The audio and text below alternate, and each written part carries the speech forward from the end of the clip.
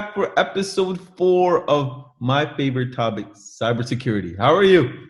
I'm good. Thank you, Satish. Man, I've learned so much about cybersecurity in the last 3 episodes, just hanging out with you for like 10 minutes. This is crazy amount of information.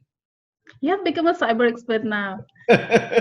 So we got a webinar that's coming up, Yeah. probably finished by the time we post this, but I'm excited to sort of talk about today's topic, which is about incident response. So let's break down in your world, what does an incident look like? Incident, a cyber incident could be anything like a ransomware attack or a system crash or a virus infection. Hmm. It could be any incident that stops your operations. Okay. So when a building gets hacked, how do they identify what type of hack? And then the second part of that question is, what is it that they need to do immediately to respond? Like some of the incidents are very easy to identify. If it's a ransomware attack, you might see a blue screen with a message written on it, or simple message on your desktop or as a wallpaper that, hey, your system got hacked, pay so and so bitcoin to unlock your system.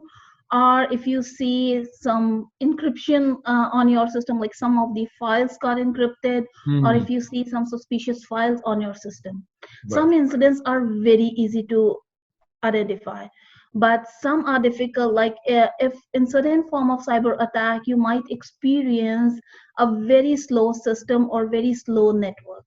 Okay. And in some cases, you might, if your password get compromised, you might see unusual mails coming to your account.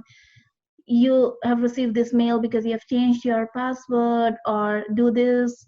Like there are different forms of incidents. Some are easy to identify and some are really difficult to identify, so you have to keep your eyes open Yeah. to such kind of activities when you see some unusual activities going on in the system. So when something unusual happens, uh, what do people do? Right? How do they now react? So first thing, when you uh, notice there is an incident, the first thing to do is record the date and time when the incident was discovered. Okay. Second is activate everyone on the response team. And we'll talk about what is the response team. Right. The third thing is isolate the system from the network, but do not turn it off. And Mm. this is the mistake people often do, they turn it off. But what we recommend is do not turn off the system, because your incident team needs to collect logs and forensics from the system to analyze the kind of incident. Oh, wow. Okay. So what is an incident team? I've never heard that team before. And is that common in businesses where they set up an incident response team? Yeah, so every organization have an incident response team. This is the team that works on any incident that happens within the organization. Consider it as your disaster recovery team. Okay, I got you. And when somebody is thinking about assembling this team, right? Like this cybersecurity Avengers team within the company, how do they start to think about the kind of people they need in it? What is the ingredients that make up this incident response plan? So incident response team involves people from both inside and outside the organization. I would talk about the incident response team we typically form in a building. Hmm. So in a building, the incident response team typically comprises of property manager, operations manager, their corporate head, and then outside vendors. Hmm. Because ultimately, vendors are the one who will work on the incident and will recover the system. Right, right. And then, Plus, we also involve the communication team of the organization. Because if the incident attracts media attention, what are the steps the building team needs to follow? right, right. And then where do stakeholders fit in? At what point does the incident response either get mitigated or moves right up the ladder as a bigger issue to stakeholders?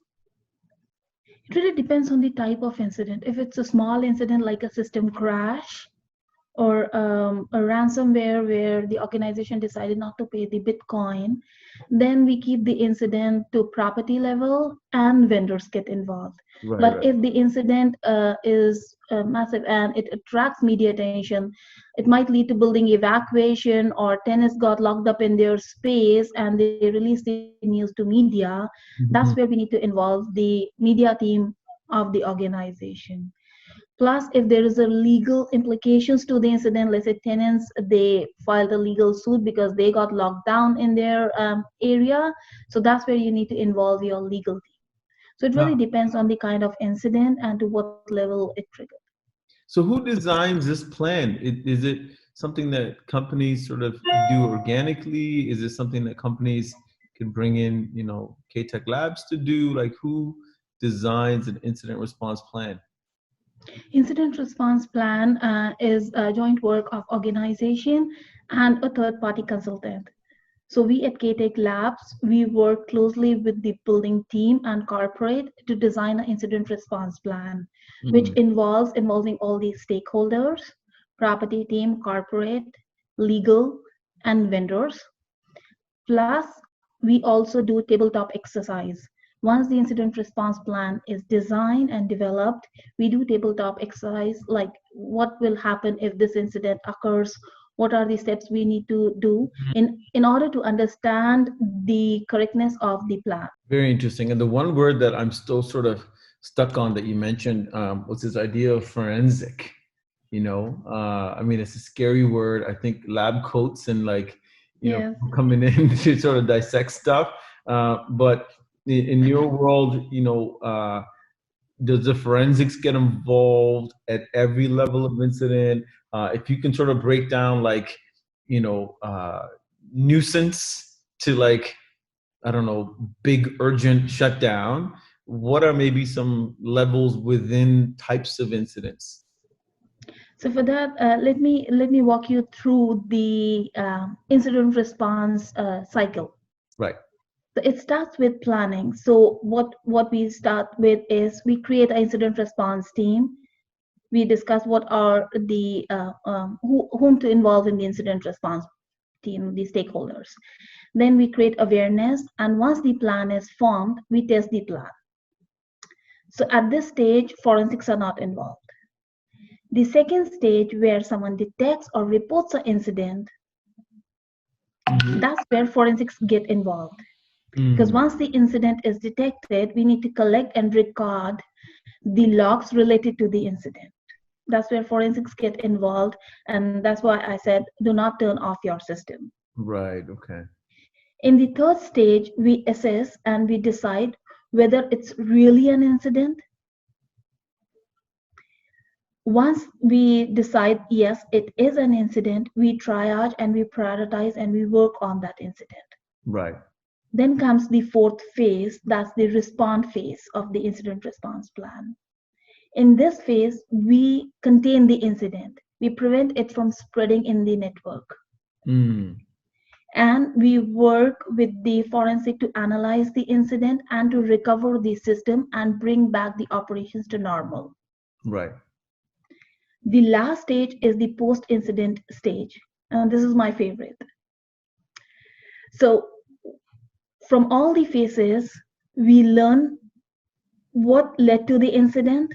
That's where forensics also get involved because their logs and their analysis helps us to understand what led to the incident, really Right. to find the root cause of the incident, and Mm, then what changes we need to make in terms of technology or in terms of policy and process to make sure the incident never happens again. right. Right. Right.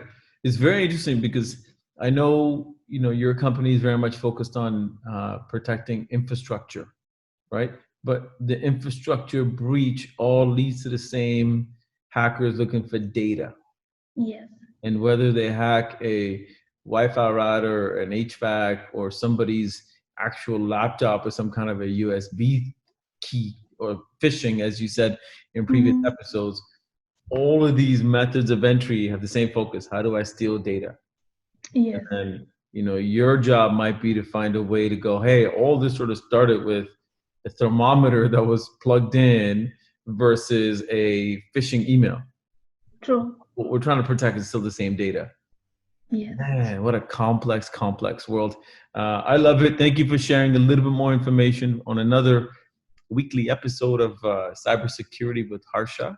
Um, as always, people can get in touch with you, for more information. You're still offering the 360 Prop Secure free assessment. Yes, we are still offering 360 Prop Secure assessment. So you can audit your building systems and know at what level the building system security stands. Amazing. Okay, so we'll sign off for this episode. This is Sathish Bala, CEO from Bala Group, today with Harsha from KTech Labs.